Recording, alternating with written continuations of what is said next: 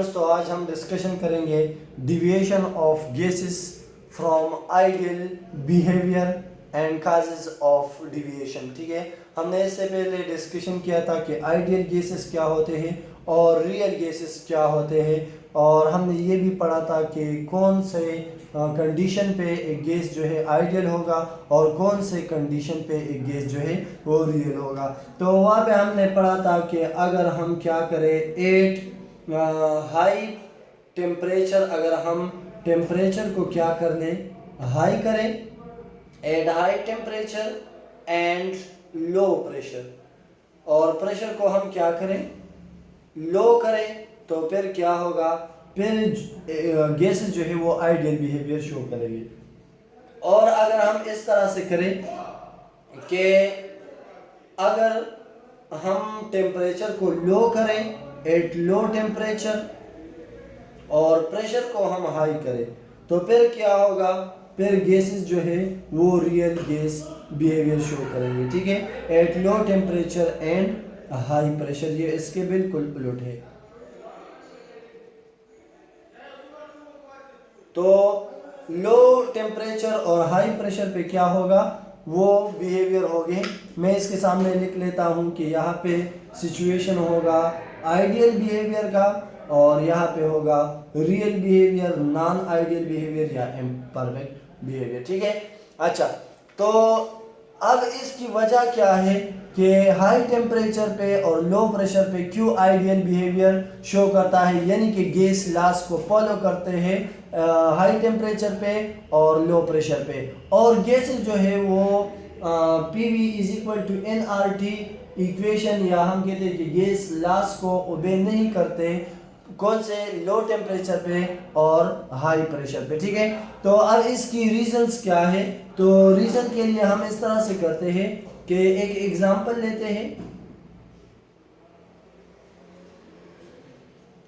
Example में हम consider करते हैं कि हमारे साथ इस तरह से एक कंटेनर है और इस कंटेनर में क्या है, गैस के मॉलिक्यूल्स है, इस तरह से कि फॉर एग्जांपल ये गैस के कुछ मॉलिक्यूल्स हैं। ठीक है, और ये इसके ऊपर इस तरह से एक पिस्टन लगा हुआ है, और यहाँ पे जो हमने क्या किया है, प्रेशर अप्लाई किया हुआ है, वो बहुत लो है। ठीक है, हम क्या करते हैं, चलो मैं यहाँ पे एक वेट इस तरह शो कर लेता हूँ कि यहाँ पे जो हमने वेट रखा हुआ है वो बहुत कम है। अब हम क्या करते हैं, हम यहाँ पे प्रेशर ज्यादा करते हैं। जब हम प्रेशर को ज्यादा कर लेते हैं तो क्या हो जाता है, ये पिस्टन नीचे की तरफ आता है। फॉर एग्जांपल हमने यहाँ पे क्या कर दिया, फोर्स अप्लाई करके इस पिस्टन को हम नीचे लेके आए। फॉर एग्जांपल इस तरह से मुख्तलिफ वेट्स जो है ये हमने रख लिए यहाँ पे। अच्छा जी, अब क्या हुआ, अब ये जो गैस के मॉलिक्यूल्स है ये एक दूसरे के इस तरह से करीब आ गए। तो वहां पे काइनेटिक मॉलिक्यूलर थ्योरी में दो पोस्टुलेट्स थे। एक जो था उसमें कहते थे कि गैस की जो मॉलिक्यूल्स है उसके दरमियान इंटर मॉलिक्यूलर फोर्सेस जो है these are negligible. Intermolecular forces जो है, फोर्सेस आर, वो क्या होते हैं, नेग्लिजिबल होते हैं among the gas molecule. Gas के मॉलिक्यूल के दरमियान जो इंटर मॉलिक्यूलर फोर्सेस है वो क्या होते हैं, वो नेग्लिजिबल होते हैं एमंग गैस मॉलिक्यूल्स। वो क्यों, due to empty spaces present. ठीक है, among the gas molecule, gas के मॉलिक्यूल के दरमियान में खाली जगह बहुत ज्यादा होती है, तो इंटर मॉलिक्यूलर फोर्सेस जो है वो क्या होती है, वो नेग्लिजिबल होते हैं, यानी कि हम कहते हैं कि ना होने के बराबर है। ठीक है, और दूसरी बात ये थी कि वॉल्यूम जो है गैस मॉलिक्यूल्स का, volume of the gas molecule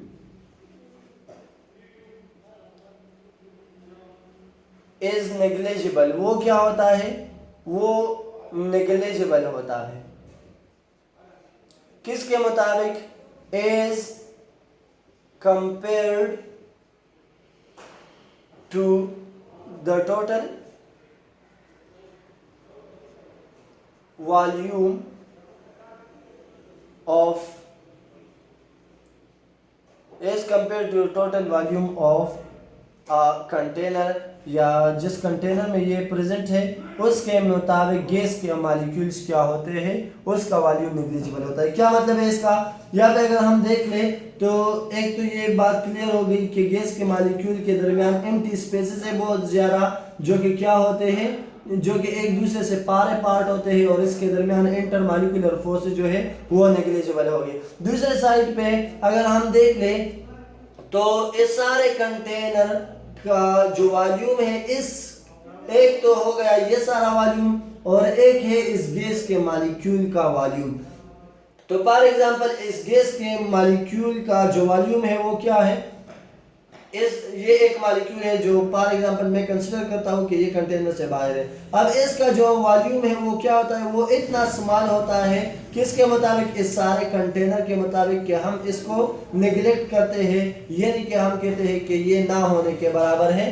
किस चीज के मुताबिक, कंटेनर के मुताबिक। तो सारे ये जो कंटेनर है इसके मुताबिक एक गैस का जो वॉल्यूम है वो हम नेग्लिजिबल कंसीडर करते हैं। अब हमने क्या किया, हम आके इसके ऊपर प्रेशर अप्लाई करते हैं। जब प्रेशर हमने अप्लाई कर लिया तो मॉलिक्यूल क्या हो गए, मॉलिक्यूलों के दरमियान ये डिस्टेंस जो है ये डिक्रीज हो गई और मॉलिक्यूल एक दूसरे के नजदीक आ गए। ठीक है, तो जब तकरीबन 100 atm तक जब हम प्रेशर को ज्यादा कर ले तो 100 atm तक क्या होते हैं, ये मॉलिक्यूल एक दूसरे के बहुत ज्यादा करीब आते हैं। तो हम फिर कहते हैं कि अब ये गैस के मॉलिक्यूल जो है ये एक खास जगह घेरती है, तो अब हम इस गैस के मॉलिक्यूल को नेग्लिजिबल नहीं कर सकते। तो अगर ये गैस के मॉलिक्यूल नेग्लिजिबल नहीं है तो क्या होगा, इसका एक खास वॉल्यूम होगा।